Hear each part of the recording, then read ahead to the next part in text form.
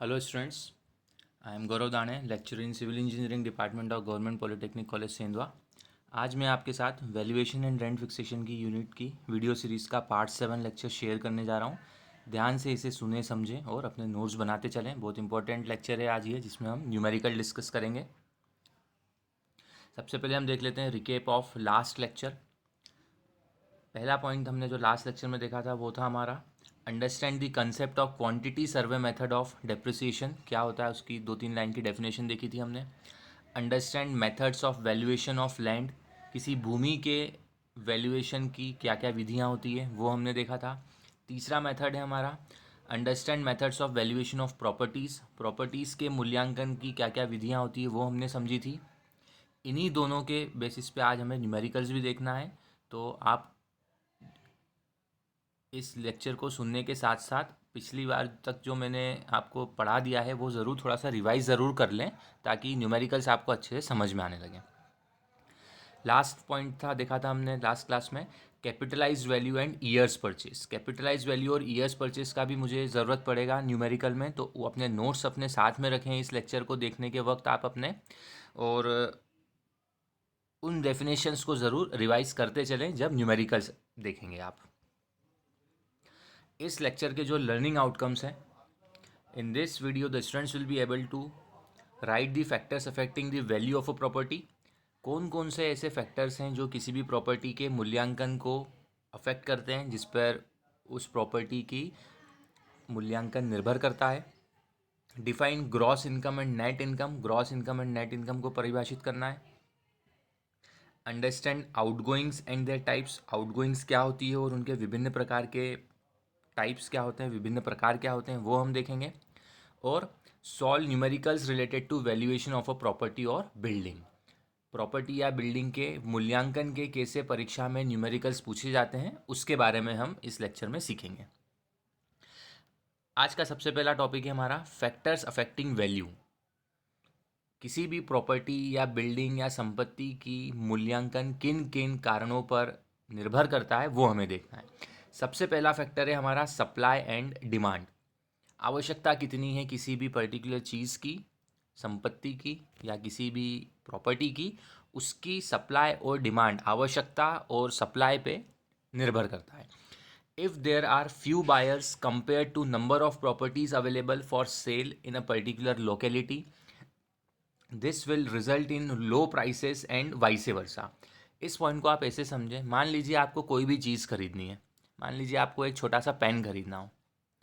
अगर पेन बहुत सारे हैं, सप्लाई बहुत ज़्यादा है और ख़रीदार बहुत कम है, डिमांड बहुत कम है, फ्यू बायर्स, तो उस पेन की कीमत क्या होगी आप खुद ही सोच सकते हैं, कम होगी या वो एक नॉर्मल रेट पे मिलेगा वो। लेकिन अब कोई सा बहुत अच्छा पेन है जो बहुत कम लोग खरीद पाएंगे, या लेकिन मान लो बहुत सारे लोग हैं लेकिन बहुत अच्छा पेन है, खरीदार बहुत सारे हैं, बहुत सारे लोग उसको खरीदना चाहते हैं, और वो पेन की जो क्वांटिटी है वो लिमिटेड ही है, तो आप खुद ही सोचो उसकी कॉस्ट अपने आप बढ़ जाएगी, महंगा बिकेगी वो चीज़। तो सप्लाई एंड डिमांड किसी भी प्रॉपर्टी की वैल्यू को निर्धारित करती है। अगर वो प्रॉपर्टी बहुत आसानी से मिल जाएगी आपको, बायर्स बहुत कम होंगे उसके, तो उसका रेट कम होगा। लेकिन अगर वो प्रॉपर्टी बहुत अच्छी है, बायर्स भी बहुत ज़्यादा हैं उसके, तो फिर उस प्रॉपर्टी को सब बोली लगाएंगे, भाई हमको दे दो ये प्रॉपर्टी, हमको दे दो, तो उस पर्टिकुलर प्रॉपर्टी या संपत्ति की वैल्यू बढ़ जाएगी। तो ध्यान से इसे बार बार सुने समझो और अपने नोट्स बनाते चलें। दूसरा पॉइंट है increase in population. Sudden increase in population due to growth of new industries or influx due to multiplication will result in heavy demand for land, buildings and properties. मान लीजिए एकदम से किसी भी पर्टिकुलर जगह की या किसी देश की या किसी राज्य की या किसी क्षेत्र की पॉपुलेशन में एकदम से बढ़ोतरी हो गई, तो बढ़ोतरी जब होगी तो क्या होगा, डिमांड फॉर लैंड, बिल्डिंग्स और प्रॉपर्टीज़ भी बढ़ेगी। अब डिमांड अगर किसी चीज़ की बढ़ गई है और सप्लाई अगर कम है, तो उस पर्टिकुलर चीज़ का भाव बढ़ेगा या कम होगा, ये आप लोग सोचें। उसके हिसाब से इंक्रीज इन पॉपुलेशन या डिक्रीज इन पॉपुलेशन, दोनों ही चीज़ों का भी किसी भी पर्टिकुलर प्रॉपर्टी के मूल्यांकन पे, संपत्ति पे इफेक्ट पड़ेगा। तो दूसरा पॉइंट इसलिए मैंने बनाया हुआ है इंक्रीज इन पॉपुलेशन। तीसरा है cost of construction. The present cost of construction affects the value due to rapid change in price index of materials compare to depreciation. आज से कुछ समय पहले कंस्ट्रक्शन कॉस्ट जो होती थी और आज जो कंस्ट्रक्शन कॉस्ट है और आज से कुछ समय बाद जो कंस्ट्रक्शन कॉस्ट होगी, उन सभी में कुछ न कुछ अंतर ज़रूर होगा। वो किस पे डिपेंड करेगा? Price index of materials. Price index मतलब क्या होता है कि जो भी मटेरियल, सिविल इंजीनियरिंग का एग्जांपल लेते हैं अपन की, सिविल इंजीनियरिंग की जो भी मटेरियल्स है, सीमेंट, सैंड, एग्रीगेट, स्टील, ये सब मटेरियल्स का रेट समय के अनुसार कम या ज़्यादा होता है। तो उससे रिलेटेड होता है ये प्राइस इंडेक्स ऑफ मटेरियल्स। तो उनके मटेरियल्स पे के भाव के अनुसार किसी भी चीज़, प्रॉपर्टी की वैल्यूएशन पे भी फ़र्क पड़ेगा। इसीलिए हमने लिखा है cost of construction compare to depreciation. अब डेप्रिसिएशन कैसे हो रहा है उस पर्टिकुलर मटेरियल का, उसका भी हमें ध्यान रखना पड़ेगा। इसलिए तीसरा पॉइंट हमारा बनता है जिन पर वैल्यू निर्भर करेगी किसी भी संपत्ति की, कॉस्ट ऑफ कंस्ट्रक्शन। अगला पॉइंट है पर्पस। Purpose of purchase. वो पर्टिकुलर संपत्ति आप क्यों खरीदना चाहते हैं। The value of property is usually more if the property is for occupational purposes. एक छोटा सा पॉइंट है, आप घर लेंगे एक एसी लोकेलिटी में जो थोड़ा सा अंदर की साइड है, कॉलोनी में अंदर की साइड है, तो उसका रेट कम होगा। लेकिन आप घर एक ऐसी जगह पे लेंगे जहाँ पे आप वहाँ पे दुकानदारी भी थोड़ी चला सकते हो, अपनी मेन रोड पे लोगे, तो उसकी परचेस कॉस्ट ज़्यादा होगी। तो इसीलिए हमने लिखा हुआ है कि पर्पस क्या है आपका परचेस का। द वैल्यू ऑफ प्रॉपर्टी सामान्यतः ज़्यादा होती है if it is for occupational purpose. आप कोई भी प्रॉपर्टी खरीदो, अगर आप वो ऑक्यूपेशनल पर्पस के लिए ख़रीद रहे हो तो उसका भाव ज़्यादा होगा in comparison to residential purpose के लिए अगर आप वो पर्टिकुलर प्रॉपर्टी खरीदना चाहोगे तो ध्यान से इसे भी सुने समझे और अपने नोट्स बनाते चलें। फिफ्थ पॉइंट है हमारा interest and security of capital. If the interest in scheduled banks and government securities are lowered, it will result in making more money available for investment in land and property and thereby the market value increases। इस point को ध्यान से समझें। मान लीजिए कि जो government की बैंक्स होती है या गवर्नमेंट के जो शेयर्स होते हैं, सिक्योरिटीज़ होती है, गवर्नमेंट उन शेयर्स के भाव या गवर्नमेंट सिक्योरिटीज़ या जो ब्याज दर होती है, आप ऐसा समझ लो कि जो ब्याज दर होती है गवर्नमेंट कम कर दें। जैसे आज के टाइम पे सेविंग्स बैंक की ब्याज दर चल रही है 2.5-3%, 2.5-3-3.5% SBI की, और FD का, फिक्स डिपॉजिट का रेट भी यही कुछ 6-6.5, ऐसा बहुत कम चल रहा है अभी। तो अब कोई चाहेगा क्या कि अपना पैसा बैंक में रखें? नहीं चाहेगा, क्योंकि ब्याज ही नहीं मिल रहा है इतना। तो हम सब क्या सोचेंगे, it will result in making more money available for investment in land and property.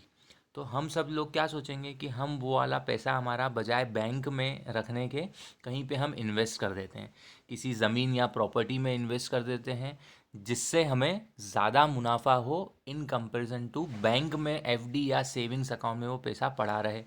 तो उसके कारण उस पर्टिकुलर प्रॉपर्टी की मार्केट वैल्यू बढ़ जाएगी। मान लीजिए कोई ज़मीन है जिसको सब लोग ख़रीदना चाहते हैं, डिमांड बहुत ज़्यादा हो गई, तो अपने आप मार्केट वैल्यू उस पर्टिकुलर ज़मीन की, उस पर्टिकुलर प्रॉपर्टी की बढ़ जाएगी। क्योंकि कोई भी अपना पैसा बैंक में रखना ही नहीं चाहता है। क्यों नहीं रखना चाहता है बैंक में? क्योंकि बैंक ने ब्याज दरें, बहुत ब्याज दर जो दे दी है हमको, इंटरेस्ट जो दे रहा है बैंक, वो बहुत कम कर दिया बैंक ने, गवर्नमेंट ने बहुत कम कर दिया। तो हम सब चाहेंगे कि यार हम हमारे पैसे को एक ऐसी जगह पे इन्वेस्ट करें जहाँ पे हमको मुनाफा ज़्यादा हो। तो मान लीजिए वो मुनाफा आपको किसी प्रॉपर्टी या कोई संपत्ति या कोई मशीन खरीदने में हो रहा है, तो हम सब चाहेंगे कि हम वो जाके वो मशीन खरीद लें। अब वो मशीन तो है लिमिटेड, वो प्रॉपर्टी तो है लिमिटेड, तो कौन खरीदेगा उस पर्टिकुलर मशीन का? जिसके पास सबसे ज़्यादा पैसा होगा। तो अपने आप उस पर्टिकुलर चीज़ का भाव बढ़ जाएगा। तो interest and security of capital इस तरह से किसी भी पर्टिकुलर प्रॉपर्टी या संपत्ति की वैल्यू को अफेक्ट करता है। अगला पॉइंट है हमारा रेंट रेस्ट्रिक्शन एक्ट। कुछ कानून है उसके बारे में देखते हैं। The value of a property is calculated from the probable annual income through rent and so due to certain enactment of a rent restriction act by government it may cause slump in property market। होता क्या है, जहाँ पे भी government का की industries होती है या गवर्नमेंट की प्रॉपर्टीज़ होती है, वहाँ पे क्या होता है, किसी भी प्रॉपर्टी का अगर आपको एनुअल इनकम निकालना हो तो वैल्यू ऑफ प्रॉपर्टी कैसे कैलकुलेट की जाती है, from the probable annual income through rent. इसी पॉइंट का हम एक न्यूमेरिकल देखेंगे अभी आगे। मान लीजिए आपने कोई घर खरीदा, आपको उस पर्टिकुलर घर को किराए से देना है।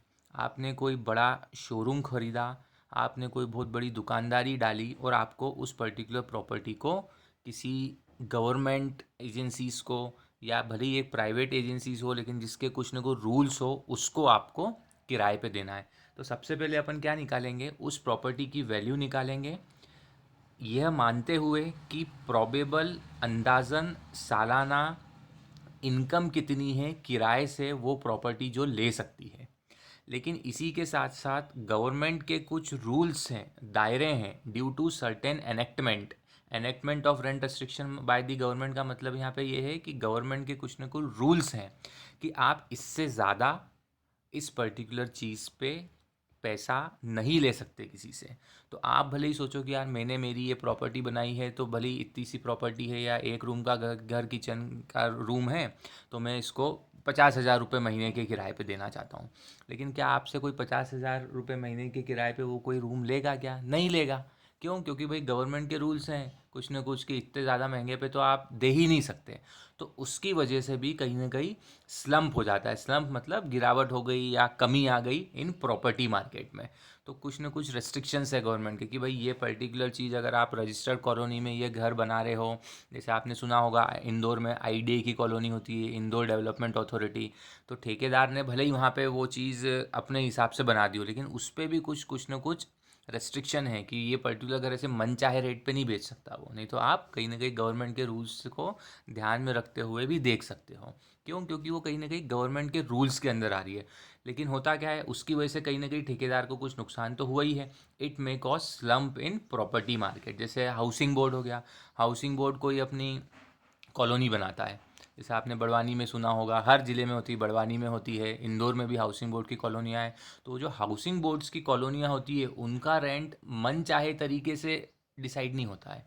उनका रेट गवर्नमेंट के रूल्स के अनुसार ही कुछ सेट है। उससे ज़्यादा के भाव पे हाउसिंग बोर्ड वाली एजेंसीज भी उस पर्टिकुलर फ्लैट्स को या जो भी बिल्डिंग्स बनाई है, हो सकता है वो रेसिडेंशियल बिल्डिंग हो या हो सकता है वो कमर्शियल बिल्डिंग हो, नहीं बेच सकते, ना ही बेच सकते, ना ही किराए पे उस पर्टिकुलर चीज़ से ज़्यादा पे रख सकते हैं।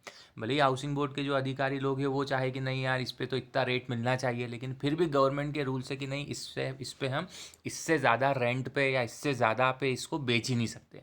तो उसकी वजह से भी कहीं ना कहीं प्रॉपर्टी के जो मार्केट में है थोड़ी सी गिरावट आ सकती है, क्योंकि रेंट का रेस्ट्रिक्शन एक्ट है कि आप इससे ज़्यादा किराया वसूली नहीं कर सकते। तो ये होता है रेंट रेस्ट्रिक्शन एक्ट।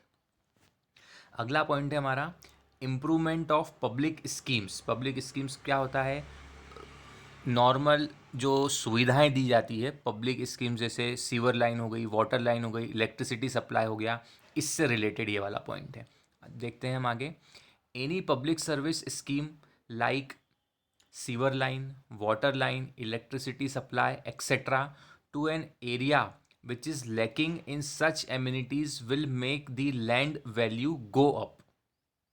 मान लीजिए कोई सी ऐसी सर्विसेज हैं, स्कीम है, जैसे सीवर लाइन हो गई, वाटर लाइन हो गई, इलेक्ट्रिसिटी सप्लाई हो गया, उस एरिया में कमी है, तो क्या होगा, लैंड की वैल्यू बढ़ जाएगी। बढ़ क्यों जाएगी भाई? वहाँ पे तो कमी है, लैकिंग है, तो लैंड की वैल्यू वहाँ पे बढ़ क्यों गई? वहाँ पे बढ़ इसलिए गई, आपको ऐसे सोचना है कि वहाँ पे गुंजाइश है इम्प्रूवमेंट करने की।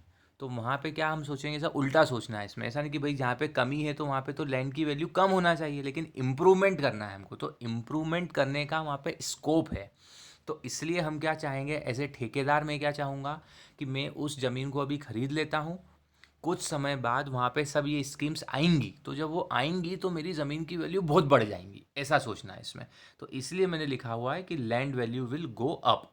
टाउन प्लानिंग एक्ट्स में also alter the value of properties. हो सकता हो फिर कि कुछ गवर्नमेंट के रूल्स आ जाएं कि भाई इस पर्टिकुलर कॉलोनी को हम रजिस्टर्ड कॉलोनी घोषित कर देते हैं। जैसे आपने पेपर में कहीं पढ़ा होगा कभी, इंदौर में ऐसा चला था अभी बीच में कुछ टाइम पहले कि बहुत सारी कॉलोनीज़ को अनरजिस्टर्ड से रजिस्टर्ड करने का चल रहा था और बहुत सी कॉलोनियाँ हुई भी।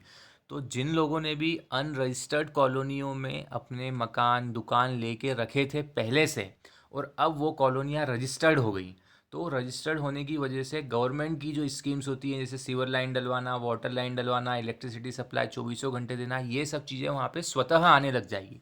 तो उस पर्टिकुलर प्रॉपर्टी लैंड के रेट्स बहुत ज़्यादा एकदम से बढ़ जाएंगे।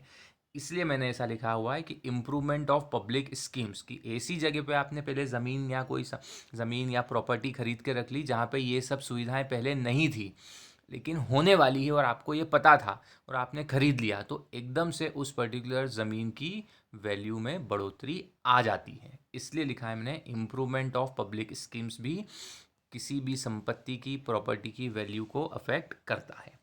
लास्ट पॉइंट है हमारा abnormal conditions. The value of property may go down due to abnormal conditions like war, riots or due to insecure conditions। मान लीजिए ऐसी कोई आपदा आ गई देश पे, युद्ध होने का कुछ आ गया, जैसे अभी कोविड-19 की एक आपदा चल रही है, तो अभी आप मार्केट में कुछ भी खरीदने की सोचोगे क्या? नहीं सोचोगे, क्योंकि अभी आप सोच ही नहीं सकते कि भाई 2020 में कितने लोग जिएंगे, कितने लोग मरेंगे, देश में पूरी महामारी चल रही है।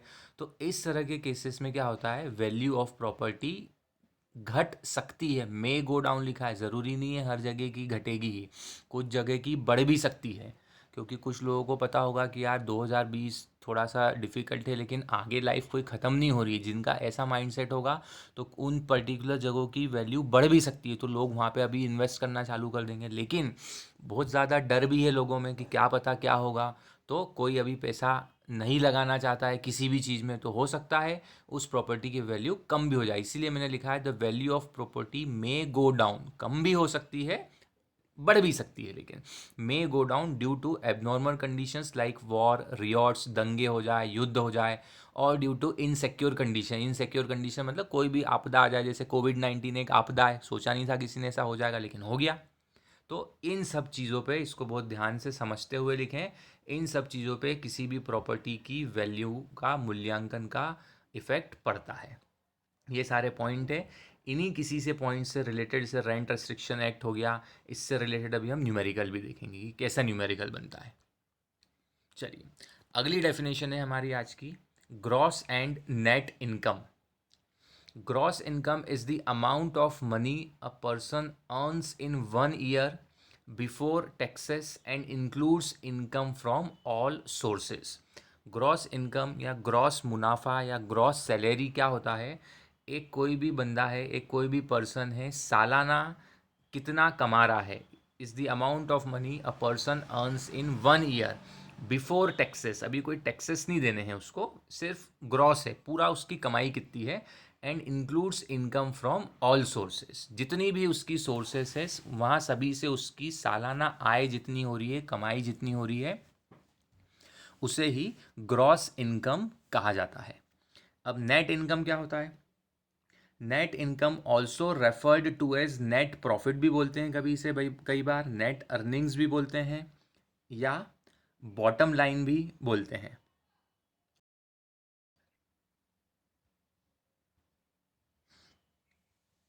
या बॉटम लाइन भी इन्हें हम बोलते हैं। ये क्या होता है? It is the amount an individual earns after subtracting taxes and other deductions from gross income. आपको जो ग्रॉस सैलरी है, ऊपर जो पूरी सैलरी मिली थी सालाना, उसमें से अब आप टैक्सेस हटा दो, आपके कुछ अदर डिडक्शंस हटा दो, तो जो बचेगी आपकी इनकम, उसको बोला जाएगा नेट इनकम। एक फॉर्मूला भी बना सकते हो आप लोग, नेट इनकम बराबर ग्रॉस इनकम माइनस टैक्सेस या माइनस आउटगोइंग्स, अभी देखेंगे हम। तो नेट इनकम निकालने के लिए ग्रॉस इनकम में से जो भी आपके खर्च होते हैं, जिस जो होने ही होने हैं, जैसे मान लो आपकी सैलरी कुछ महीने की 30-40 हज़ार है, तो 30-40 हज़ार की सैलरी पे महीने का एग्जांपल के तौर पे ले लो, आपका 1,000 रुपये तो टैक्स कटेगा ही कटेगा। तो 30,000 में से 1,000 रुपये अगर महीने का आपका इनकम टैक्स कटेगा, तो आपकी जो नेट इनकम हो गई वो हो गई 29,000 रुपये। इस तरह से निकाला जाता है नेट इनकम। अगला टॉपिक है हमारा आज का, out goings and there types. Out goings क्या होता है और वो कितने प्रकार की होती हैं। Outgoings are the expenses associated with the operation, comma maintenance और repair of the premises and can include utilities, comma council and water rates, body corporate fees and insurance. Outgoings क्या होते हैं, ध्यान से इसे सुने और समझे। खर्च हैं। अब वो खर्च किन किन कारणों से हो सकते हैं। आपने कोई बिल्डिंग खरीदी, उसमें आपको रिपेयर करवाना है, मेंटेनेंस करवाना है, कुछ उसमें कुछ ऐसी प्रक्रिया करवानी है, कुछ लगाना है, मोटर लगवानी है, तो ऐसे ऑपरेशन करवाने हैं। ऑपरेशन मतलब कुछ चीज़ करवानी है उसमें। मान लो आपने आपका घर खरीदा, वहाँ पे आपको सोलर पैनल लगवाना है, कहीं पे आपको एसी फिट करवाना है, तो खर्चे करने पड़ेंगे आपको, तो ये सब ऑपरेशन करवाने हैं, कुछ नई चीज़ करवानी है। इसी के साथ साथ can include utilities charges, council and water rates, body corporate fees, insurance fees. जैसे आजकल अपनी भारत सरकार ने कचरा गाड़ी का चालू करा है, घरों घरों पे कचरा गाड़ी लेने आती है, तो नगर निगम को आपको कहीं ना कहीं उसकी फ़ीस भी देनी पड़ती है, कुछ पेमेंट करना पड़ता है, महीने का, 6 महीने का, सालाना। तो ये सब आपको फ़ीस देनी पड़ रही है। तो ये आउटगोइंग्स हो गई आपके घर के रख रखाव के लिए। नहीं तो पहले देखते थे हम कचरा रोड पे फेंक देते थे, लेकिन आजकल कचरा लेने के लिए पर्टिकुलर गाड़ियाँ आती है, आप लोग उसमें डालते हैं, तो उसके लिए भी आपको कहीं ना कहीं टैक्स देना पड़ रहा है, प्रॉपर्टी टैक्स देना पड़ता है। कई लोगों के यहाँ नर्मदा लाइन होती है, तो उसके वाटर के चार्जेस आपको देने पड़ते हैं। आप लाइट ले रहे हो, इलेक्ट्रिसिटी कौन दे रहा है आपको, गवर्नमेंट दे रही है, तो लेकिन आपको उसको फीस देना है, उसको बिल भरना है महीने का आपको। तो ये सारी चीज़ें आपकी आउटगोइंग्स हो जाती है कि आपके particular building, particular residential building या आपकी ऑक्यूपेशनल बिल्डिंग, दुकानदारी चलाने के लिए जितनी भी तरीके के आपको खर्च करने पड़ रहे हैं, उन सभी खर्चों को बोला जाता है outgoings. Various types of outgoings are as follows. Staff की सैलरी, मान लीजिए आपकी कोई दुकानदारी है या आपका कोई बिजनेस है, तो उसमें स्टाफ की सैलरी जो होगी वो एक आउटगोइंग का प्रकार हो गया। इलेक्ट्रिसिटी चार्जेस, लाइट बिल भरना पड़ेगा। म्यूनिसिपल टैक्सेस, नगर निगम को आपको कुछ ना कुछ टैक्स देने पड़ेंगे। लाइसेंस फ़ी, आपने कोई दुकानदारी डाली हुई है तो आपको बहुत सारे लाइसेंस लगते हैं। आपका घर भी है अगर, तो आपको रजिस्ट्री करवानी पड़ती है, तो ये सब सारी लाइसेंस फ़ी आ गई। अगर आपका कोई बिज़नेस है तो आपको स्टेशनरी और प्रिंटिंग के भी चार्जेस लगेंगे। आपका कोई बिज़नेस है या आपका घर है तो उसमें भी आपको रिपेयर एंड मेंटेनेंस के लिए खर्चा करना पड़ेगा। प्लांट एंड इक्विपमेंट, आपके घरों में भी बहुत सारे मशीनरी की आवश्यकता होती है, बिजनेस में भी आपको बहुत सारी मशीनों की आवश्यकता होती है, तो जो भी प्लांट और इक्विपमेंट आप खरीद रहे हो उसके लिए आपको खर्चा करना पड़ेगा। सिंकिंग फंड, सिंकिंग फंड मैंने आपको बताया हुआ है क्या होता है, कि घर में भी आप थोड़ी सी सेविंग करते हो कि कभी ना कभी हमको एकदम से ऐसी कोई समस्या आ जाए कि हमको कुछ पैसे की आवश्यकता हो, तो हम अलग से कुछ ना कुछ सेविंग करेंगे, तो उसको आप सिंकिंग फंड भी मान सकते हो। कोई बिज़नेस है, बिज़नेस में आपने कोई मशीन खरीदी, तो जब उस मशीन की लाइफ ख़त्म होगी, तो उस मशीन को आपने जितने में ख़रीदा था, कम से कम उतना पैसा उसकी लाइफ ख़त्म होने पे हमारे पास रहे, ये सिंकिंग फंड में मैंने आपको समझाया हुआ है। तो ये भी एक तरीके का आउटगोइंग ही है, क्योंकि आपको अलग से पैसा रखना है, तो इसको भी आउटगोइंग में लिया था। और भी बहुत सारी आउटगोइंग्स हो सकती हैं, कुछ आउटगोइंग्स मैंने यहाँ पे लिखी हुई हैं।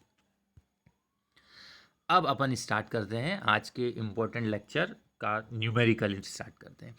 अब ध्यान से देखें इस न्यूमेरिकल को। Work out the valuation of a cinema hall. मान लीजिए आपने एक सिनेमा हॉल के आप ओनर हैं, तो सिनेमा हॉल का आपको गिवन डेटा के अनुसार वैल्यूएशन ज्ञात करना है। तो सबसे पहले हम देखते हैं कि क्या क्या क्वेश्चन में हमें गिवन है। सबसे पहले हमें गिवन है कॉस्ट ऑफ लैंड है हमारा 1,20,000। ग्रॉस इनकम जो होती है हमको उस सिनेमा हॉल से, सालाना ग्रॉस आय, ध्यान देना ग्रॉस आय लिखा है मैंने। ग्रॉस आय मतलब अभी कुछ मैंने इसमें से माइनस नहीं किया है, आउटगोइंग्स को माइनस नहीं किया है। ग्रॉस इनकम है मेरी उस सिनेमा हॉल के ओनर की 7,50,000 रुपये। अब आगे क्या लिखा है क्वेश्चन में, थर्ड पॉइंट देखें। टू रन दिस सिनेमा, उस मूवी हॉल को, सिनेमा हॉल को चलाने के लिए, including staff salary, electricity charges etcetera, कितना खर्च लगता है मेरे को, 30% ऑफ ग्रॉस इनकम। ये आउटगोइंग का पार्ट है। To run this cinema including staff salary, electricity charges etcetera, 30% of gross income मेरे को खर्चा करना पड़ेगा, तीसरे पॉइंट में लिखा है। चौथा पॉइंट ध्यान से देखें, सिनेमा हॉल में जो भी मशीनरी लग रही है मेरे को, जो भी रिपेयर एंड मेंटेनेंस करना पड़ता है, repair and maintenance of machinery, plant and equipment, at 5% of their capital cost मेरे को खर्च होता है, विच इज़ रुपीज़ 9,50,000। 9,50,000 रुपये कैपिटल कॉस्ट है, उसका 5% मेरे को repair maintenance of machinery, plant and equipment के लिए खर्च लगते हैं। कैपिटल कॉस्ट क्या है यहाँ पे?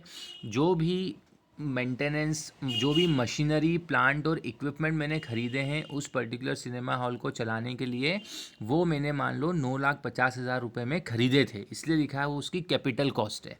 तो उस 9,50,000 का 5% मेरे को खर्चा करना पड़ता है repair maintenance machinery, planting, equipment के लिए, वो है मतलब है इसका।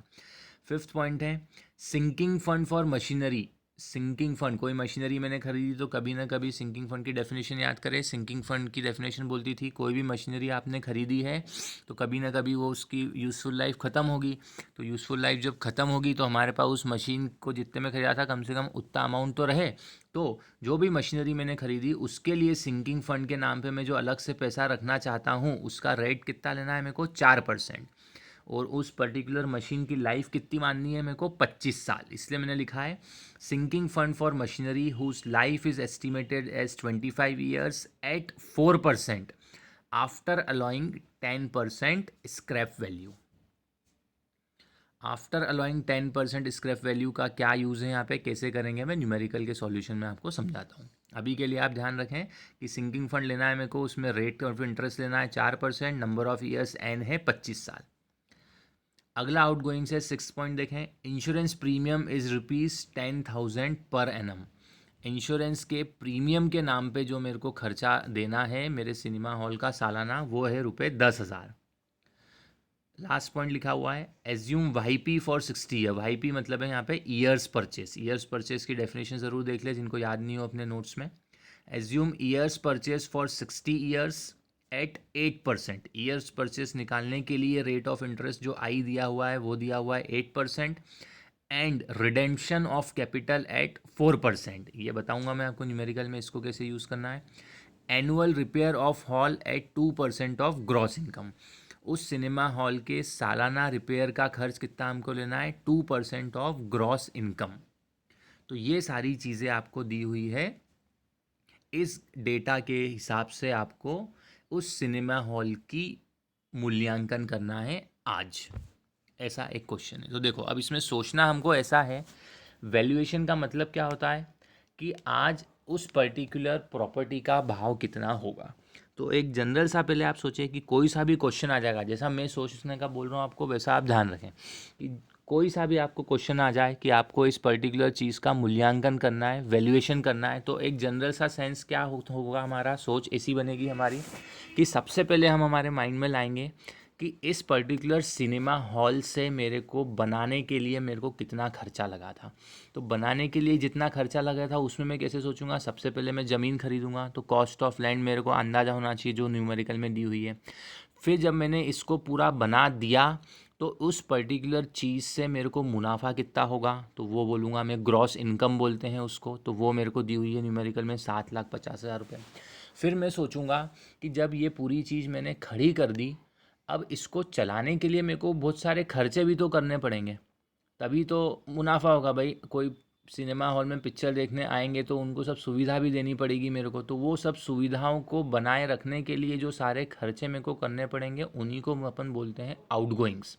तो मैं क्या करूँगा, मेरे इस पूरे मुनाफे में से उन आउटगोइंग्स को जब हटा दूंगा तो वो जो अमाउंट बचेगा वही मेरा वैल्यूएशन होगा। तो कहीं ना कहीं इस सोच को ध्यान में रखते हुए हर न्यूमेरिकल हमको करना है। तो देखते हैं कैसे आगे बढ़ते हैं। तो इसीलिए अपन सबसे पहले निकालेंगे आउटगोइंग्स। क्वेश्चन में जो भी गिवन डेटा दिया है उसके अनुसार सबसे पहले हम निकालेंगे आउटगोइंग्स, मतलब कितने प्रकार के खर्च हमको करने पड़ रहे हैं इस पर्टिकुलर सिनेमा हॉल को चलाने के लिए। तो जैसा जैसा न्यूमेरिकल में दिया है हम वैसा वैसे करते जाएंगे।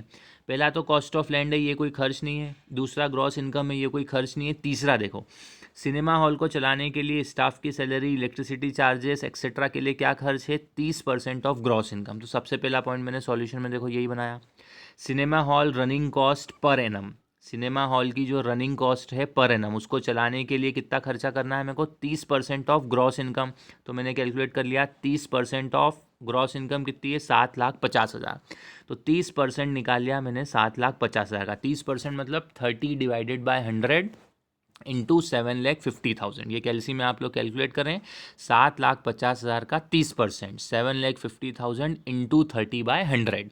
तो जब मैं इसको सॉल्व करूँगा तो आंसर आएगा मेरा 2,25,000। तो ये पहला आउटगोइंग हो गया मेरा। दूसरा देखो, रिपेयर एंड मेंटेनेंस। दूसरा मैंने लिया है repair and maintenance cost per annum, वो दिया हुआ है यहाँ पे 5% of their capital cost which is ₹9,50,000। तो 9,50,000 का 5% मैंने ले लिया, 47,500 आ गया। तीसरा है मेरा सिंकिंग फंड। सिंकिंग फंड के लिए मेरे को पास 25 साल एन की वैल्यू है, रेट ऑफ इंटरेस्ट है 4%, लेकिन यहाँ पे एक और लाइन लिखी हुई है आफ्टर अलाउइंग 10% स्क्रैप वैल्यू। तो इसको आप ध्यान से रखें, देखें। जो भी मशीनरी मैंने खरीदी थी वो कितने में खरीदी थी, कैपिटल कॉस्ट थी उसकी 9,50,000। तो उस 9,50,000 में से 10% तो उसकी स्क्रैप वैल्यू है। इसका मतलब जब उस मशीन की यूज़फुल लाइफ ख़त्म हो जाएगी तो 9,50,000 में से उसका 10% तो मेरे को ऐसे ही बेचने पे मिल जाएगा। तो सिंकिंग फंड के नाम पे मेरे को कितना अमाउंट इकट्ठा करके रखना है, 9,50,000 में से वो 10% स्क्रैप वैल्यू का मैं हटा दूंगा, क्योंकि वो तो मेरे को मिल जाएगा। सिंकिंग फंड क्या होता था कि उस मशीन की जो भी यूज़फुल लाइफ ख़त्म होने के बाद मेरे पास कम से कम उतना पैसा रहे कि फिर से मैं उस मशीन को उतने ही भाव पे अगर मेरे को मिले, 9,50,000 के भाव पे ही मिले 25 सालों बाद, तो मैं ख़रीद सकूँ। 25 साल बाद मेरे को 9,50,000 रुपये ही चाहिए, 1 रुपया भी कम नहीं, 1 रुपया भी ज़्यादा नहीं। तो 9,50,000 में से 10% तो मेरे को मिल जाएंगे जब मैं उसको ऐसे ही भंगार में बेचने जाऊँगा, स्क्रैप वैल्यू मेरे को मिल जाएगी। तो मैं क्या करूँगा कि 9,50,000 में से 10% पहले मैंने हटा दिया। 9,50,000 रुपये इनिशियल कैपिटल कॉस्ट थी, 10% क्योंकि मेरे को उसकी स्क्रैप वैल्यू मिल जाएगी, तो 10% मैंने निकाला, 10/100 इंटू 9,50,000 माइनस किया दोनों को, तो 8,55,000 रुपये आ गए मेरे। मतलब क्या मेरे को कि 25 साल बाद मेरे को 8,55,000 रुपये इकट्ठे चाहिए सिंकिंग फंड के नाम पे। तो इसलिए मेरे को कितना अमाउंट सालाना अलग से रखना पड़ेगा कि 8,55,000 रुपये मेरे इकट्ठे हो जाए। तो सिंकिंग फंड वाला न्यूमेरिकल ज़रूर देख लें। PMT वाला मैंने आपको एक फॉर्मूला बताया था कि पेमेंट जब निकालना हो अपने को तो अपन कैसे निकालते हैं। तो फ्यूचर वैल्यू FV क्या हो गया मेरा यहाँ पे, 8,55,000 इंटू सिंकिंग फंड कोएफिशिएंट लिख दिया मैंने यहाँ पे। वहाँ पे अपन ने सिंकिंग फंड फैक्टर पढ़ा था SFF। तो उसका फॉर्मूला क्या था हमारा, I/1 + i⁻n-1। जिन बच्चों को फॉर्मूला याद नहीं है वो अपने न्यूमेरिकल्स, अपने पिछली क्लासेस के सिंकिंग फंड वाला जो लेक्चर था उसके थ्योरी के नोट्स अपने सामने रखें तो आपको ध्यान आ जाएगा। PMT होता था बराबर FV इंटू I/1 + i⁻n-1। ये वही फॉर्मूला है।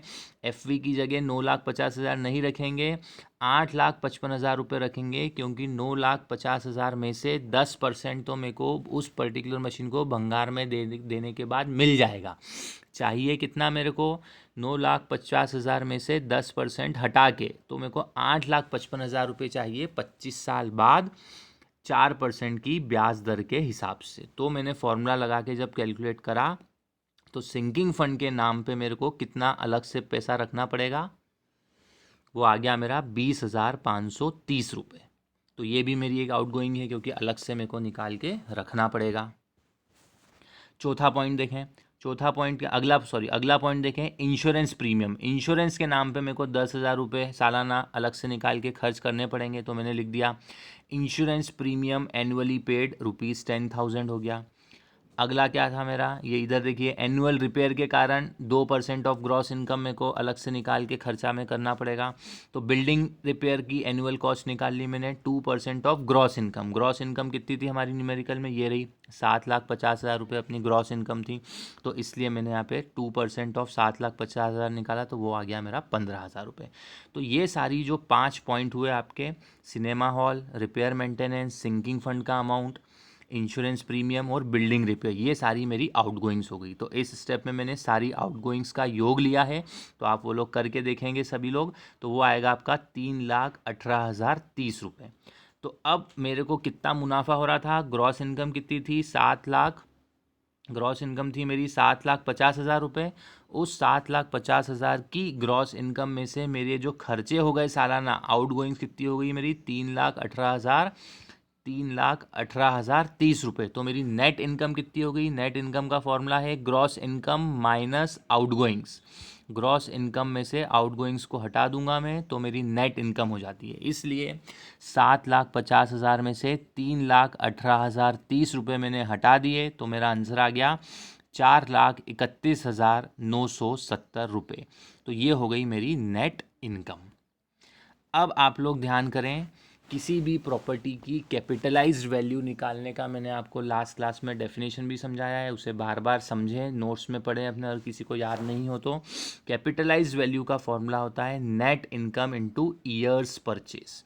तो नेट एनुअल इनकम तो अपन ने निकाल ली, कितनी आई मेरी net annual income, net income या नेट एनुअल इनकम 4,31,000 रुपये। अब मेरे को क्या निकालना है, ईयर्स परचेस। तो ईयर्स परचेस का फॉर्मूला मैंने आपको लिखाया हुआ है, वाई पी बराबर 100/आई, ऐसा एक फॉर्मूला आपको बताया था। तो वाई पी बराबर 100/आई भी हो सकता है, या 1/आई पी प्लस आई सी भी हो सकता है, जहाँ पे आई पी और आई सी आपकी इंटरेस्ट की दर हो गई, डेसिमल में यूज़ कर लूँगा मैं। अब आई पी और आई सी क्या है यहाँ पे मैं बता देता हूँ आपको, इधर ध्यान से देखिए क्वेश्चन में। Assume years purchase for 60 years at 8%। तो 60 साल के लिए कितना दिया हुआ है, ईयर्स परचेस का रेट 8%। तो इसलिए मैंने ये लिया है यहाँ पे 8%, आई पी बराबर 8% के हिसाब से 0.08। फिर अब ये आई सी क्या है वो बता देता हूँ मैं आपको। आईसी को बोलते हैं कैपिटल रिडेम्पशन का क्या रेट है। तो रिडेम्पशन ऑफ कैपिटल का रेट क्या है, 4% है। तो इसलिए इस 4% को भी मैंने लिया हुआ है। सिंकिंग फंड के फॉर्मूले से पहले मैं इस 4% का आईसी निकालूंगा। तो आईसी बराबर I/1 + I होल की पावर n-1। ये भी एक सिंकिंग फंड का ही फॉर्मूला फिर से यहाँ पे लगेगा। तो उस रेट ऑफ इंटरेस्ट आई कितना हो गया सिंकिंग फंड के फॉर्मूले के हिसाब से, 4%, तो 0.04, 1.04 1 + आई की पावर n, और n 60 साल कहाँ से लिया, ईयर्स परचेस निकालने के लिए नंबर ऑफ ईयर्स कितने दिए हैं मेरे को, 60 ईयर्स दिए हुए हैं। तो इसलिए मैं एक बार फिर से सिंकिंग फंड का फॉर्मूला लगाऊंगा यहाँ पे, सिंकिंग फंड फैक्टर वाला फॉर्मूला लगाऊंगा, और I/1 + आई होल की पावर n-1 से एक IC निकालूंगा जिसका मान आएगा 0.0042। फिर ईयर्स परचेस का मैं एक फॉर्मूला लगाऊंगा 1/IP + IC। तो मैंने ये निकाला 1/IP की वैल्यू रखी मैंने 0.08, IC की वैल्यू रखी मैंने 0.0042। तो ईयर्स परचेस मेरा आ गया 11.88। अब कैपिटलाइज वैल्यू का मेरा फॉर्मूला क्या है, net annual income into years purchase. Net annual income मेरी कितनी है, 4,31,970 रुपये। ईयर्स परचेस मैंने निकाल लिया 11.88। तो कैपिटलाइज वैल्यू लिख दी मैंने 4,31,970 रुपीज़ इंटू 11.88 बराबर 51,31,922। ये हो गई मेरी उस सिनेमा हॉल की कैपिटलाइज्ड वैल्यू। अब total value of cinema hall अगर मेरे को निकालना हो आज के रेट के हिसाब से, तो मैं बोलूँगा फाइनल फार्मूला मिला टोटल वैल्यू का, capitalised value plus land cost, क्योंकि वो ज़मीन भी तो खरीदी है, तो मैंने खर्चा किया था, तो वो भी तो मैं ऐड करूँगा। वो ज़मीन कोई फ्री फोकट में थोड़ी नहीं मिली मेरे को। तो कैपिटलाइज्ड वैल्यू कैसे निकाली जाती है वो सब आपने न्यूमेरिकल में देख लिया। अब उसमें मैं फाइनल लैंड कॉस्ट को ऐड कर दूंगा। तो total value of cinema hall हो गई मेरी capitalised value plus land cost 51,31,922 plus 1,20,000। वो लैंड कॉस्ट देखो यहाँ पे दी थी न्यूमेरिकल में, ये रही कॉस्ट ऑफ लैंड 1,20,000 रुपये।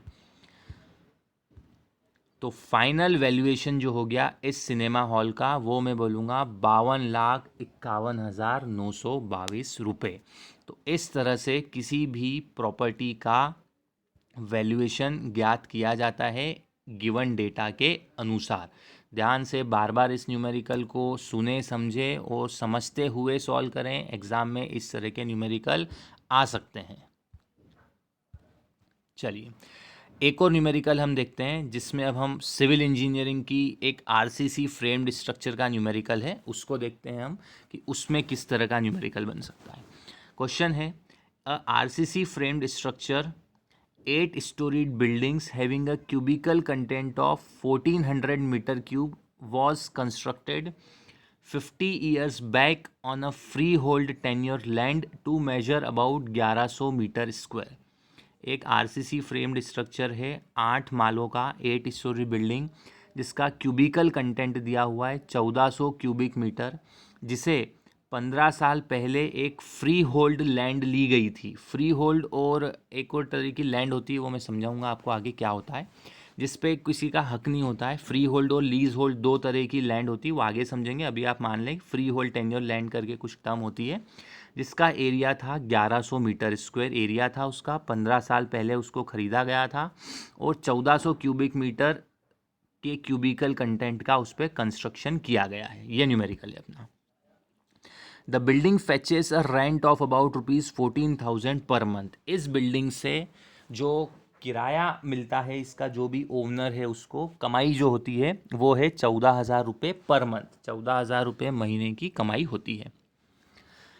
What amount will you recommend for advancing a loan to the owner against the mortgage? मान लीजिए अगर इसके परचेसर को, इसका जो मालिक है उसको इस प्रॉपर्टी पे गिरवी रख के किसी पर्टिकुलर बैंक से या किसी पर्टिकुलर और दूसरे आदमी से मार्केट से लोन उठाना है, तो कितना अमाउंट उसको मिल सकता है। What amount will you recommend for advancing a loan to the owner against the mortgage if the rate of land in that area is ₹500 पर मीटर स्क्वायर। अगर लैंड कॉस्ट उस पर्टिकुलर एरिया की क्या है, 500 रुपये पर मीटर स्क्वायर, और 14,000 रुपये पर मंथ उस पर्टिकुलर बिल्डिंग की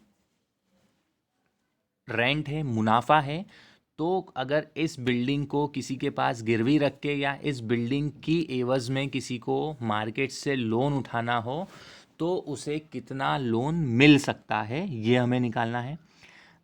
ये डेटा गिवन था। अब इसकी आउटगोइंग्स के बारे में जो डेटा गिवन है वो हम देख लेते हैं। इंश्योरेंस प्रीमियम इस बिल्डिंग के मालिक को सालाना भरना पड़ता है ₹900 पर एनम।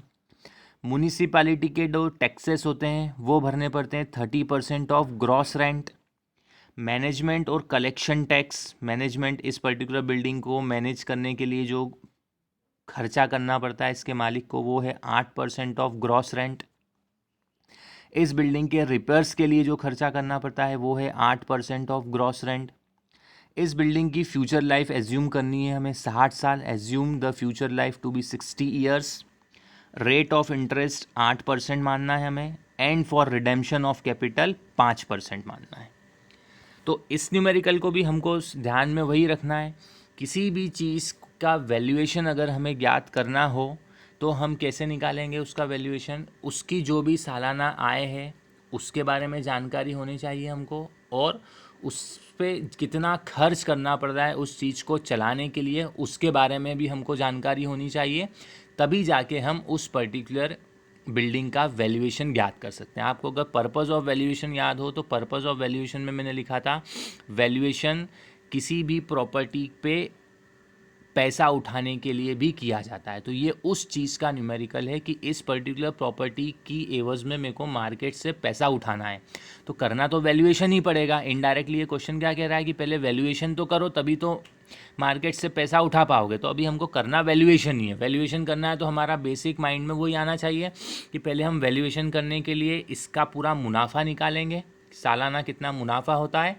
तो सालाना मुनाफे में से हम इसकी आउटगोइंग्स ख़त्म करेंगे, नेट इनकम निकालेंगे, उसके बाद कैपिटलाइज वैल्यू और ईयर्स परचेज के फॉर्मूले लगा के हम इसकी वैल्यूएशन निकालेंगे। और फिर हम सोचेंगे कि वैल्यूएशन अगर इतना है तो मार्केट में इतने वैल्यूएशन के हिसाब से कितना लोन, कितना पैसा हमें मिल सकता है, कितना ऋण हमें मिल सकता है। तो देखते हैं हम कैसे करना है इसको। सबसे पहली स्टेप में फिर से हम यहाँ पे आउटगोइंग्स निकालेंगे। तो सबसे पहली आउटगोइंग कहाँ पे दी हुई है, अपन स्टार्ट करते हैं एक एक करके। म्यूनिसिपैलिटी टैक्स को फिल किया है सबसे पहले मैंने। तो म्यूनिसिपैलिटी टैक्स कितना है, 30% ऑफ 1,68,000। हाँ, ये भी देख लीजिए कि ये 1,68,000 कहाँ से आया। सबसे पहले हम क्या निकालेंगे, मुनाफा। तो इस पर्टिकुलर बिल्डिंग का मुनाफा कितना था, 14,000 पर मंथ। तो सबसे पहले मैंने निकाल लिया ग्रॉस एनुअल रेंट, ये 14,000 मासिक आय थी। तो सबसे पहले मैंने इस मासिक आय को, मंथली रेंट को कन्वर्ट किया सालाना रेंट में, ग्रॉस एनुअल रेंट।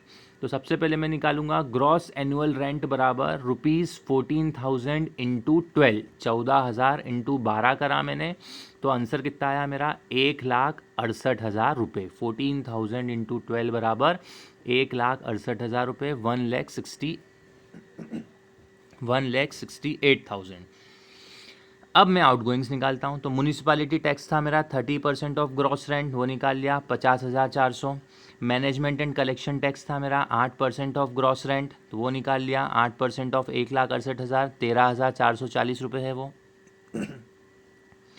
तीसरा है मेरा रिपेयर्स के लिए ये लिखा है 8% ऑफ ग्रॉस रेंट, तो 8% ऑफ 1,68,000, 13,440 आ गया फिर से। इंश्योरेंस प्रीमियम के लिए डायरेक्ट लिखा हुआ है ₹900 पर एनम, तो ₹900 कर दिए। तो ये सारे मेरे आउटगोइंग्स थे। इन सभी 1, 2, 3, 4 इन सभी आउटगोइंग्स को मैंने प्लस कर दिया, 50,400, 13,440, 13,440 और 900, तो मेरा आंसर आ गया 78,180 रुपीज़। तो नेट एनुअल रेंट क्या हो गया मेरा, ग्रॉस एनुअल रेंट में से, इनकम में से मैं आउटगोइंग्स हटा दूंगा मेरी, तो 1,68,000 में से 78,180 रुपये मैंने हटा दिए, तो मेरा आंसर आ गया 89,820, तो मेरा एनुअल रेंट हो गया, सालाना इनकम हो गई। अब निकालूंगा मैं future life of the building to be 60 years मानते हुए कैपिटलाइज वैल्यू निकालेंगे हम। तो फिर से हमारा फॉर्मूला वही, सबसे पहले हमको कोएफिशिएंट ऑफ सिंकिंग फंड या सिंकिंग फंड फैक्टर निकालेंगे, i upon 1 plus i whole की पावर n-1 करके, i upon 1 plus i whole की पावर n-1 करके हमें दिया हुआ है। रिडेम्पशन ऑफ कैपिटल कितना दिया हुआ है, 5% रेट दिया हुआ है। बिल्डिंग की लाइफ हमें एज्यूम करनी है 60 साल, तो i upon 1 plus i whole की पावर n-1 करके मैंने निकाला, तो मेरा IC का फॉर्मूला से आंसर आया 0.0028। ईयर्स परचेस का मेरा फिर से वही formula 1 upon IP plus IC, IP directly दिया हुआ है 8%, रेट ऑफ इंटरेस्ट कितना मानना है मेरे को 8%, ईयर्स परचेस के लिए I मानना है मेरे को 8%, तो फॉर्मूला बन गया मेरा 1 upon IP plus IC, 1 upon 0.08 IP की वैल्यू रख दी, IC की वैल्यू रख दी, सिंकिंग फंड के कारण जो अलग से रखना पड़ता है 0.0028, तो ईयर्स परचेस आ गया मेरा 12.077। फिर कैपिटलाइज वैल्यू का फॉर्मूला होता है हमारा years purchase into net rent, तो ईयर्स परचेस हो गया 12.077 और नेट रेंट हो गया मेरा 89,820, तो मेरा कैपिटलाइज वैल्यू आ गया इस प्रॉपर्टी का 10,84,756 रुपये। अब मेरे को क्या करना है कि मेरे को ये देखना है कि इस प्रॉपर्टी पे मेरे को लोन कितना मिल सकता है। तो कैसे करूँगा मैं, सबसे पहले अब हम क्या निकालेंगे, लैंड की कॉस्ट निकालेंगे, इसलिए मैंने लिखा है लैंड वैल्यू रिवर्जन, लैंड के बारे में हमें जानकारी निकालनी है। तो वैल्यू ऑफ लैंड कैसे निकालेंगे हम, 500 रुपये पर मीटर स्क्वायर। ध्यान से देखें, यहाँ पे लिखा हुआ है द बिल्डिंग के लिए कितना लोन आप ले सकते हो अगर रेट ऑफ लैंड उस एरिया में 500 रुपये पर मीटर स्क्वायर अगर है तो मैं क्या करूँगा, वैल्यू ऑफ लैंड का रेट लेना है मेरे को 500 रुपये पर मीटर स्क्वायर। कितने स्क्वायर मीटर मेरा लैंड था, ये लिखा 1100 मीटर स्क्वायर मेरा लैंड था, तो 1100 इंटू 500 मैंने किया, तो उस लैंड की कॉस्ट कितनी आ गई मेरे पास आज के दिनांक पे 500 पर मीटर स्क्वायर के रेट से 5,50,000 रुपये, तो मेरी लैंड की कॉस्ट हो गई। अब मेरे को क्या सोचना है, यदि 1 रुपया कम होता है 60 साल पर 5% की ब्याज दर के हिसाब से, ये ईयर्स परचेस में मैंने आपको थोड़ा सा समझाया था, यदि 1 रुपया 60 साल तक 5% की इंटरेस्ट के हिसाब से ख़त्म होता है, तो उसका जो फॉर्मूला होता है वो होता है 1 अपॉन 1 प्लस आई होल की पावर n। इस फॉर्मूले को थोड़ा सा याद रख लें, 1 अपॉन 1 प्लस आई की पावर n, तो आई 1 अपॉन 1 प्लस आई की पावर n, आई कितना दिया हुआ है मेरा यहाँ पे 5%, ये लिखा, रिडेम्पशन ऑफ कैपिटल 5%, यही लेना है मेरे को फिर से, तो उससे मैंने निकाला तो आंसर आया मेरा 0.0535। तो डिफर्ड लैंड वैल्यू कितनी हो जाएगी, 5,05,000 रुपये एक्चुअल लैंड वैल्यू थी पूरी, तो 5,50,000 रुपये 60 साल तक कुछ कम होंगे, हो सकता हो ना, लैंड की वैल्यू ज़रूरी थोड़ी नहीं बढ़ेगी, हो सकता हो लैंड की वैल्यू कुछ कम भी हो जाए कुछ समय बाद, तो इसको इस तरह से कैलकुलेट किया जाता है। तो डिफर्ड लैंड वैल्यू 1 रुपये की कीमत 0.0535 से कम होगी, ऐसा इसको मान लो। तो 5,05,50,000 रुपये की कीमत 60,000 बाद कितनी कम हो जाएगी एट 5% इंटरेस्ट के हिसाब से? 0.0535 इंटू 5,50,000 रुपये, तो सिर्फ 29,425 सालाना बात की जा रही है यहाँ पे कैपिटलाइज वैल्यू के टर्म्स में। तो टोटल वैल्यू ऑफ प्रॉपर्टी क्या हो गई मेरी? 10,84,000, 10,84,756 रुपये कैपिटलाइज वैल्यू ये वाली थी, प्लस 29,425 ये वाली वैल्यू का मैं प्लस करूँगा, तो मेरा टोटल वैल्यू ऑफ प्रॉपर्टी आ गया 11,14,181 रुपये। तो जब भी हमें किसी पर्टिकुलर प्रॉपर्टी के एवज में लोन चाहिए हो तो उसके लैंड को कैसे कैलकुलेट करते हैं, लैंड कॉस्ट को कैसे कैलकुलेट करते हैं, वो थोड़ा सा आप लोग यहाँ पे ध्यान से इसे सोचते समझते हुए लिखते हुए याद करना। तो टोटल वैल्यू ऑफ प्रॉपर्टी आ गई मेरी 11,14,181 रुपये।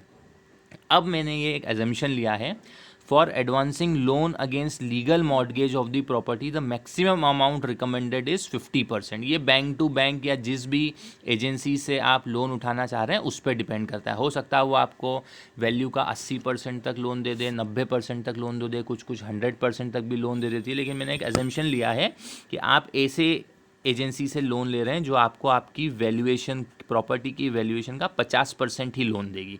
तो इसलिए मैंने डिवाइड कर दिया इस 11,14,181 रुपये को 2 से 50% निकाल लिया, 50% मतलब आधा। तो फाइनल आंसर आया मेरा 5,57,090 रुपये, 5,57,090 रुपीज़ का लोन मेरे को मिल सकता है।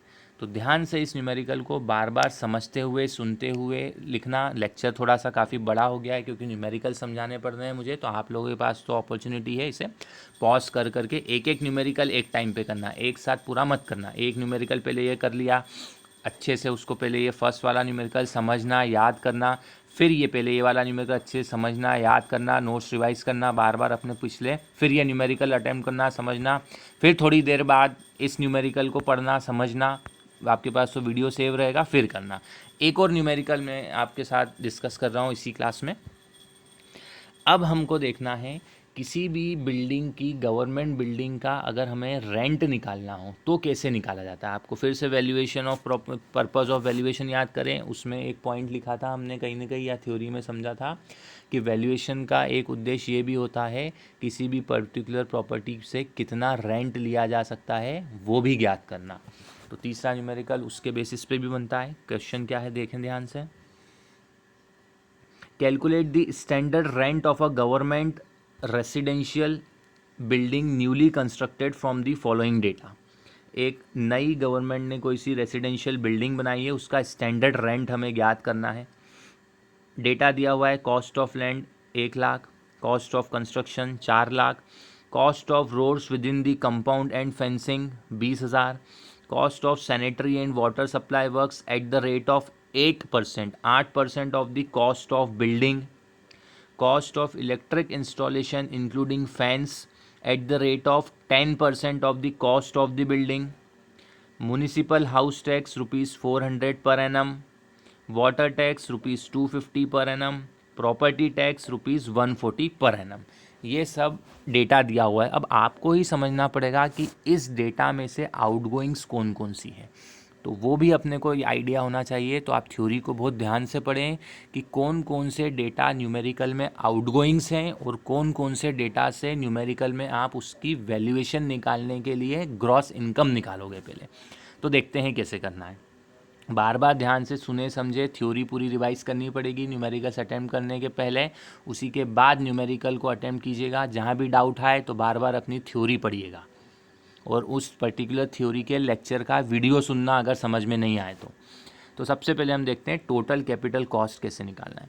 सबसे पहले मैंने क्या किया, कॉस्ट ऑफ बिल्डिंग 4,00,000 दी हुई है, cost of roads and fencing 20,000 रुपये दी हुई है, cost of sanitary and water supply कितना लेना है मेरे को, कॉस्ट कहाँ पे दिया हुआ है, 4th पॉइंट लिखे, cost of sanitary and water supply works कितना है, 8% of the cost of the building.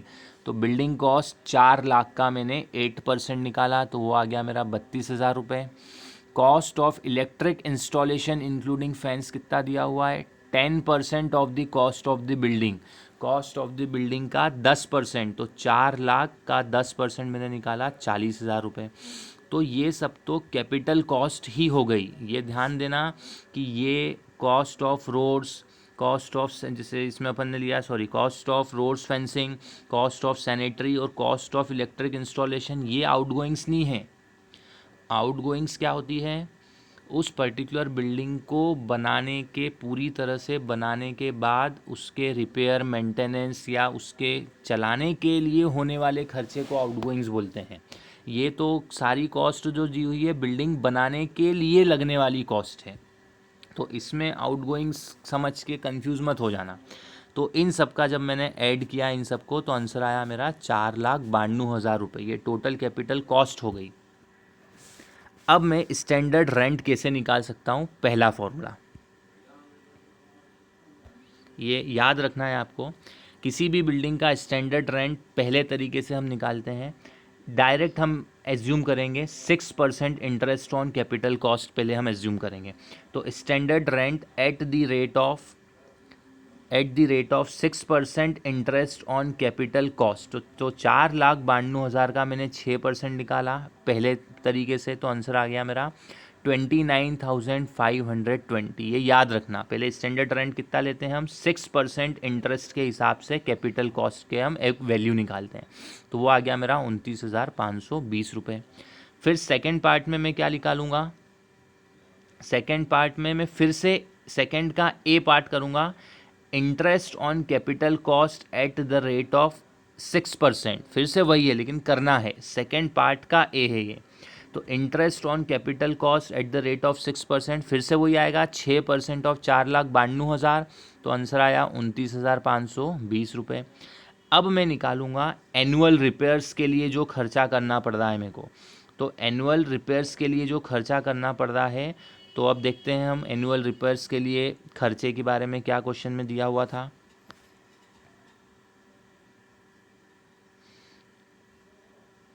Cost of roads, ठीक है।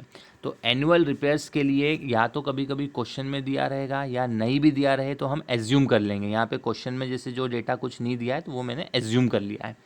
बिल्डिंग एंड रोड्स के लिए 1.5% of building and road cost, building और रोड के लिए मैंने कितना एज्यूम कर लिया, 1.5%। इसमें अलग से ऐसा कहीं दिया हुआ नहीं था तो मैंने एज्यूम करा, वो आपको याद रखना पड़ेगा। एनुअल रिपेयर्स के नाम पे building and roads at the rate of 1.5%, तो 4,20,000 का। अब ये 4,20,000 कहाँ से आया ये मैं आपको बता देता हूँ।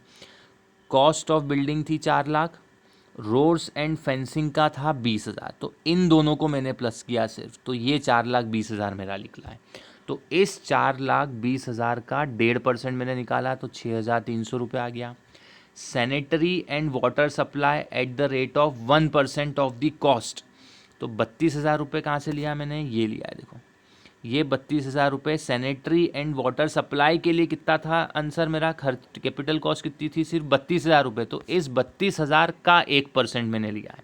Sanitary and water supply eight the rate of 1% of the cost, तो 32,000 का 1% 320 रुपये। इलेक्ट्रिक इंस्टॉलेशन का मैंने एज्यूम करा है 1.5% ऑफ द कॉस्ट। अब 1.5% ऑफ द कॉस्ट कौन सा, इलेक्ट्रिक इंस्टॉलेशन के लिए खर्चा कितना लग रहा था मेरे को, सिर्फ 40,000 रुपये। तो इस 40,000 का 1.5% मैंने एज्यूम किया है, तो 40,000 का 1.5% मैंने निकाला, तो 600 रुपये। तो ये सारे तीनों एजम्पशन है जो आपको याद रखना है कि गिवन डेटा अगर नहीं हो तो सालाना रिपेयर्स क्या लेंगे हम, बिल्डिंग एंड रोड कॉस्ट के लिए 1.5% मानना, वाटर सप्लाई और सैनिटरी के लिए 1% मानना, और इलेक्ट्रिक इंस्टॉलेशन के लिए भी 1.5%। तो उससे सालाना खर्च मैंने निकाले 6,300 प्लस 320 प्लस 600, तो इन तीनों का टोटल आया 7,220 रुपये। ये तो एनुअल रिपेयर्स हो गए। अब कई बार क्या होता है, आपको स्पेशल रिपेयर्स भी कुछ करने पड़ते हैं। एनुअल रिपेयर्स तो सालाना आप करोगे ही करोगे, बिल्डिंग रोड्स का, सैनिटरी और वाटर सप्लाई का और इलेक्ट्रिक इंस्टॉलेशन का। लेकिन फिर सी पार्ट में आप क्या करोगे, स्पेशल रिपेयर्स। स्पेशल रिपेयर्स मतलब क्या होता है कि कुछ काम करते करते रोड एकदम से एक पर्टिकुलर एरिया ही रोड का ख़त्म हो गया, ख़राब हो गया, तो उसको हम अलग से और लेते हैं। स्पेशल रिपेयर्स में फिर से वही लेंगे। बिल्डिंग एंड रोड्स का हम कितना मानेंगे, एट द रेट ऑफ 0.6%। सालाना में कितना माना था मैंने, 1.5%। लेकिन स्पेशल रिपेयर्स में बिल्डिंग और रोड्स का कितना मानूंगा मैं, 0.6%। तो 4,20,000 का 0.6% निकाला। सैनिटरी एंड वाटर सप्लाई में सालाना कितना एज्यूम किया था मैंने, 1% एनुअल में। लेकिन स्पेशल रिपेयर्स में कितना लूँगा मैं, 3.5%। क्योंकि भाई पानी से रिलेटेड समस्या, सैनिटरी से रिलेटेड समस्या, ज़रूरी थोड़ी नहीं है कि किसी भी बिल्डिंग में आपको साल में एक ही बार करना पड़े। हो सकता है एकदम से यूज़ करते करते आपकी वाटर लाइन चोक हो गई,